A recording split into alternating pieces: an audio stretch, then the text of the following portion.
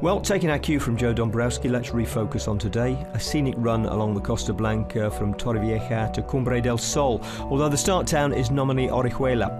And it climbs the Alta de Puig Llorença twice, the first time as a second category mountain on a road that peels off before the peak, the second time taking in an extra 800 metres of steep road up to the summit. It's a climb that Chris Froome knows offers opportunity for attack upon counter-attack. He himself having been counter-attacked here in 2015 by Tom Dumoulin, just as it looked as though he was going to win the stage. No Dumoulin this year, and as we've seen, no one able to live with Froome going uphill except Contador. You and Chris Froome have been climbing a lot together in the last few days. Can you help each other in this Vuelta? Yeah, we don't know. We will go day by day and we will look what we can do. For sure today will be another hard day, and then we will look what we can do. For the next stage, maybe we can be together. Now, being on the Costa Blanca, today's route is something of a masochist tour of all the beaches the riders could be spending August on if they weren't having to ride around Spain. Although it looked as though most of the people who could have been on the beaches had left their towels in position while they lined the roads. And of course, faced with a possible future of uninterrupted leisure, hard work can suddenly seem that much more attractive. In a show of solidarity, come shop window display, Cannondale put all 9 men on the front of the field. And as a gesture of support, Sky and the rest of the peloton were happy to let them ride themselves into the ground. 10 riders in the break. Ricardo Villela of Manzano Postobon, the best placed at 25.5 minutes down. In there with him were Movistar's Marc Soler, Aqua Blue's Conor Dunn and Markel Irizar of Trek Segafredo. In the field behind, Lotto Soudal's Jens de Buskere came down heavily, apparently having gone over a central concrete wall on a stretch of dual carriageway. He got back on but had to get off again soon afterwards, and in pain and frustration face up to the fact that his Vuelta was over.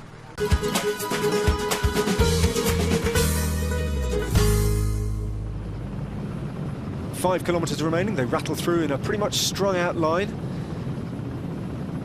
The races come back together again. Tobias Ludvigsson and Marc Soler caught before the climbing began up to the finish line at Alta de Puig Llorença.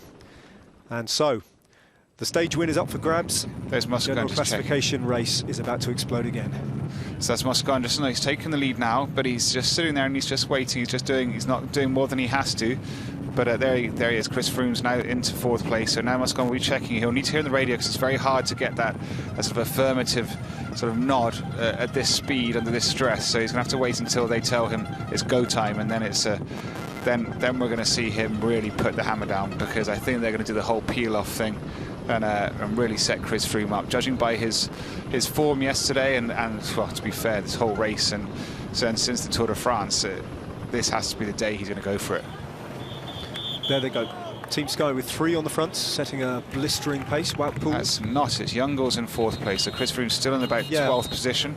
So it's the red shoulders of the Luxembourg champions jersey. There he is, not far back though. But he's in prime position. Yeah. He's on the radio. He's just telling them. Look, see, soon they're throttling back. So look, he's told them he's a bit too far back. He doesn't want them to start hitting out when he's there. So now you see the bridges across. They're all going back. They're looking for their team leader. They're going to wait for him. There's Moscon on the left now moving up. And then still Chris Froome, they're still waiting. So he's still got, what, four riders there. Now they're all just holding back, waiting for their team leader. There he is, Team Sky, just sitting amongst them all. And now he's going to control that pace now. Franco Pellizotti from Bahrain Merida looking around to see where Vincenzo Nibali is. He's not too far behind, just tucked in behind the lime green of Cannondale Dreadpack and Michael Woods. Gianni Moscon, I think it's Diego Rosa, is it, or Wout Poels, Mikkel Nieve. 3 Team Sky riders. Bob Jungels on a much better day, looking after David de la Cruz. Enric Mas is the rider from Quick-Step in the middle, almost to the front of the race now. Better positioning as well from Steven Kruijswijk in the yellow of Team Lotto and El Jumbo. Fabio Aru riding alongside the red jersey of Chris Froome. Where are the Yates brothers? There's Adam, buried midfield at the moment, and Simon Bardet goes again. Further. So Bardet and Alaphilippe. Bardet, is that Alaphilippe? No, it's Enric Mas. Enric Mas. So it's Bardet who's clearly feeling good today. In fact, he already went the first time they went over this. He's finding his legs again. They need to be not be bothered about either of those riders in terms of GC. Those 3 have a slight advantage. You look around the corner. Bardet just flick of the elbow. Just as the Movistar riders continues on. Now Team Sky taking control again, and this is what we expect from Chris Froome, is that sort of pacing the first part of the climb, trying to control it, letting everyone hit out hard. He's still got 2 teammates, Chris Froome, and he's just going to take a judge. But these three guys, they are storming ahead here. Enric Mas is looking completely at ease. I mean, far more so than the other two riders with him. So as the quick-step rider really does seem to be in control and almost simply marking this move for the moment, knowing that there's still a long way to go and almost expecting the charge from Team Sky and wanting to be with it when it comes. Jan Polans, who took over in the combination jersey from Esteban Chavez. If you are looking out for Esteban Chavez, he's no longer in the in the white combination jersey. He's reverted to Orica Scott's blue kit as Bardet forces the pace now at the front. And Enric Mas is, you're right, David, looking really fresh, just sitting on. He's a young, very talented rider, has come through their development team, Enric Mas, and in the company of David de la Cruz, who's a good few years older than him. A lot of Spanish hopes are being pinned on him as a GC rider for the future. Perhaps ever retaining the services of Mas and are full of belief in him. Well, it's a strange move from Enric Mas so far. The fact he looks so good, he's clearly under team orders not to ride. Now, for what reason that would be, because these aren't GC threats that he's with regards David de la Cruz, or he's just playing a very tactical game, letting them waste as much energy as possible while sitting on the wheel, because he's still getting a benefit even on these steep slopes of sitting on their wheel and waiting for the Team Sky train to come and then countering. Only one rider left now for Chris Froome, and it's Mikel Nieve, his loyal mountain domestique, the rider who will be leaving to Orica Scott next year. But in the meantime, he's still doing what he does best, and that's being consistently one of the final riders with Chris Froome when it gets difficult. Adam Yates towards the back. Still yet to entirely identify him, slightly unsatisfactorily for exactly who that is from Movistar.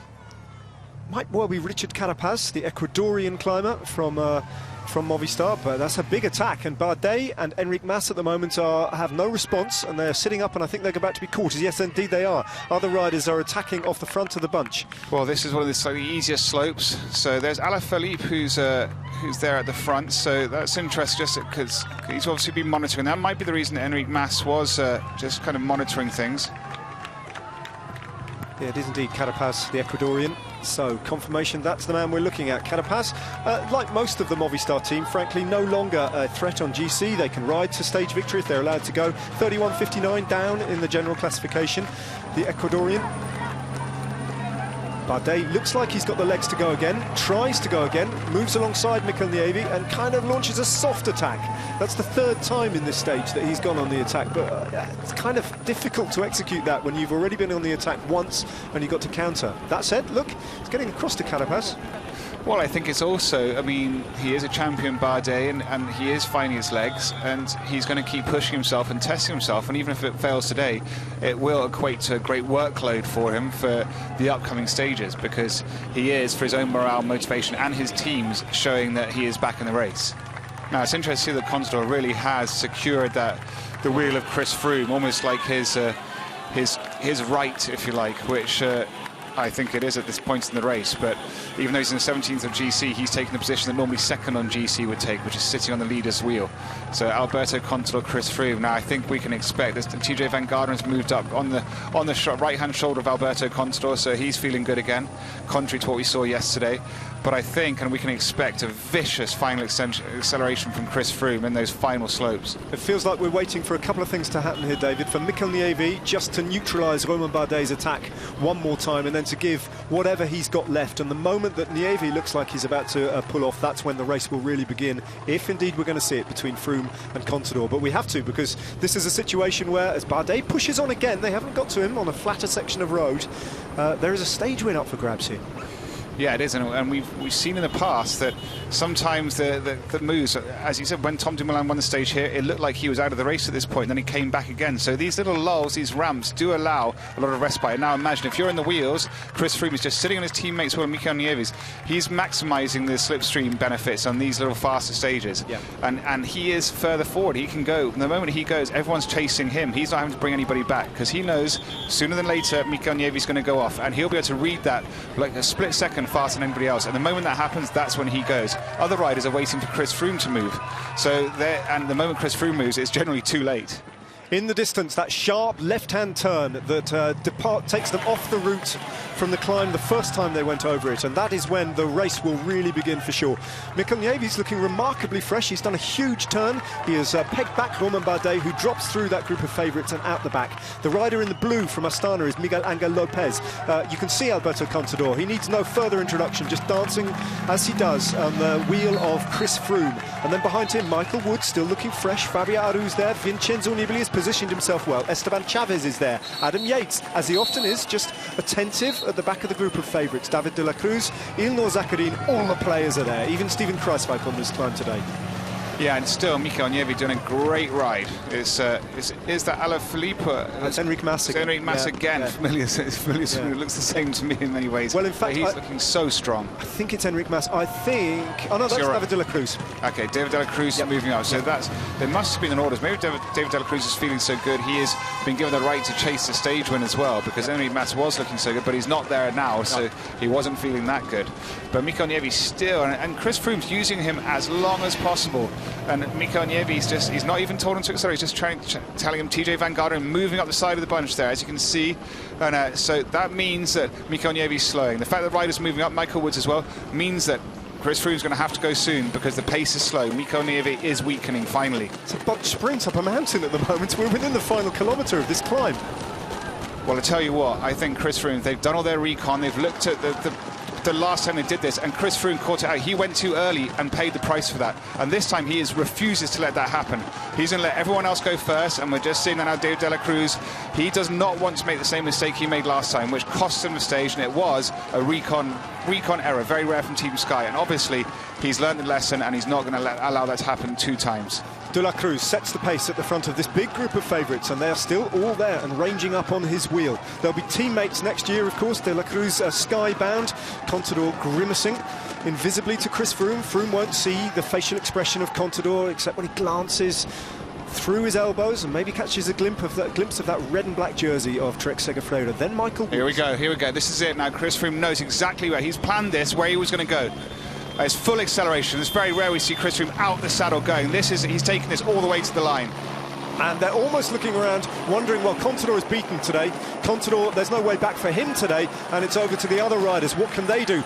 Last time out, Esteban Chavez lost 57 seconds to Chris Froome on this climb, finishing 59 seconds down on the eventual winner, Tom Dumoulin. But Chavez is closing the gap handsomely here, and this might just work out okay for Michael Woods as well, who is on the wheel of the Colombian climber. Froome has not definitively won this yet. 300 steep metres to go. Chavez is absolutely burying himself. He's closed the gap. Can Woods do anything about it? This is close. Chris Froome went early. Did he go too early? This elusive stage win, this race win for Chris Froome, is it going to be snatched for him at the last? Chavez has closed the gap. Chavez, can he get past Chris Froome here, just as Tom Dumoulin did 2 years ago? Froome now just trying to destroy the Colombian right away from him. 150 metres to go, 100 metres to go. A Union Jack flag just flies in the face of Chris Froome, and now he opens up one final telling acceleration. And where last time out 2 years ago he had to settle for second place, this time he takes the win and celebrates it in style. Chris Froome finally gets a race win,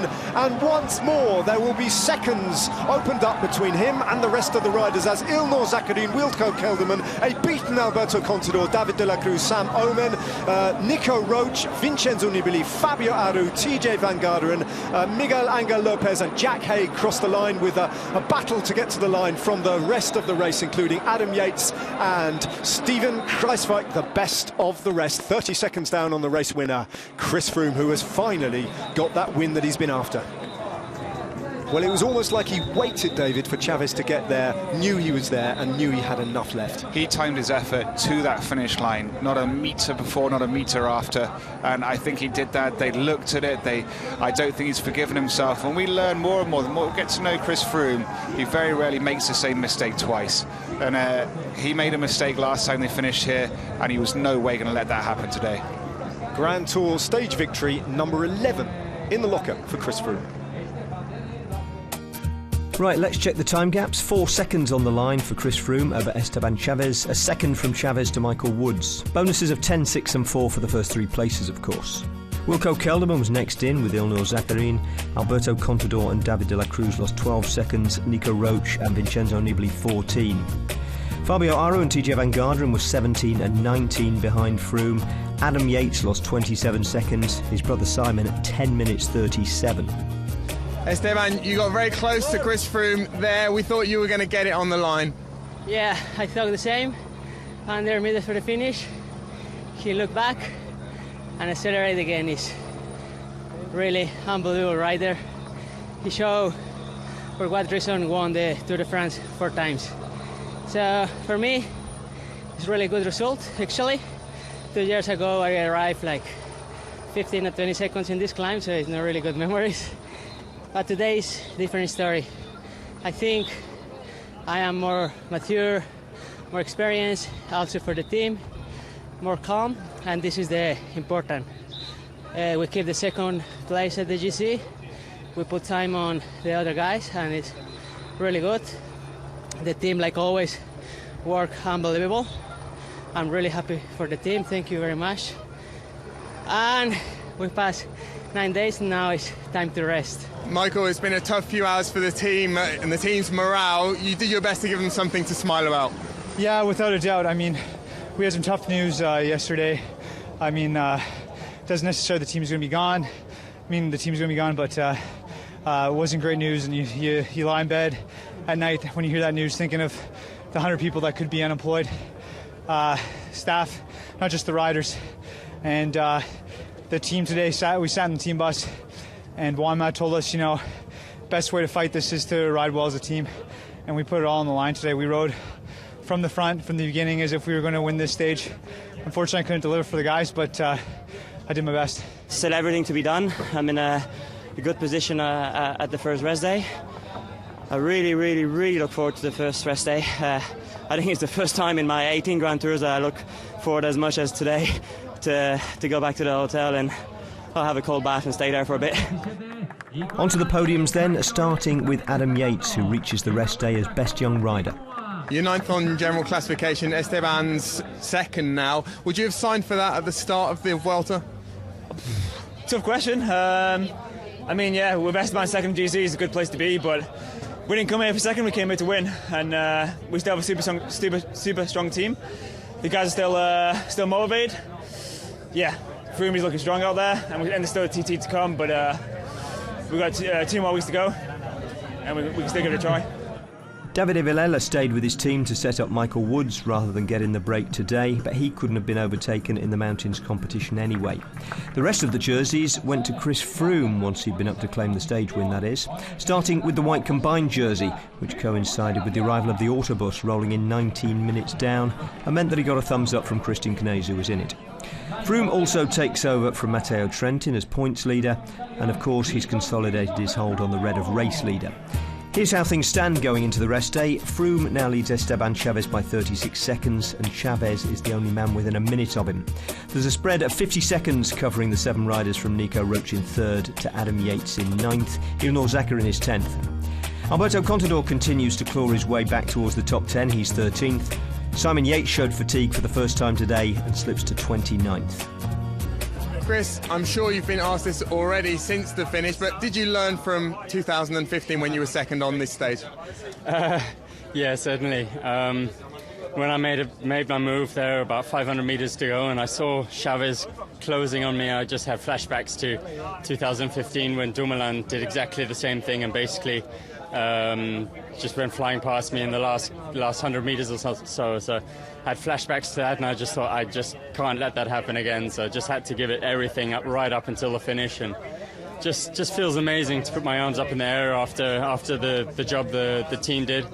I mean, Mikel Nieve in that final was incredible, absolutely incredible. I think also got to mention Cannondale today. They rode all day pretty much to go for try and set the stage win up for Woods. He rode a great stage, I think, coming 3rd, and of course, I mean, it must be a tough period for the guys at Cannondale, losing potentially their sponsorship for next year. So I wish them all the best for the future. And it has been almost exactly a year since you crossed the line first in a race, actually broke the tape, so to speak. Was it starting to grate a little bit? Not necessarily, because I mean, bigger picture, I know exactly what I'm here to do, to try and ride for the overall, and if that means letting the breakaways go pretty much every day to the finish and missing out on a chance for the stage win, that's what it takes. I mean, I'm not going to kill my team to go chasing stage victories when the objective is the leader's jersey. And overall, you must be thrilled with the first week, Chris. Yeah, definitely. I mean, we couldn't have asked for a better start. I mean, to be at this point now after 9 stages in the leader's jersey, having won this last stage now, and I think the team's great. I mean, the morale's great. Everyone's strong. It's been a really tough first 9 days, but the guys are in control. Everyone's solid. So I really couldn't be asking for more at this point.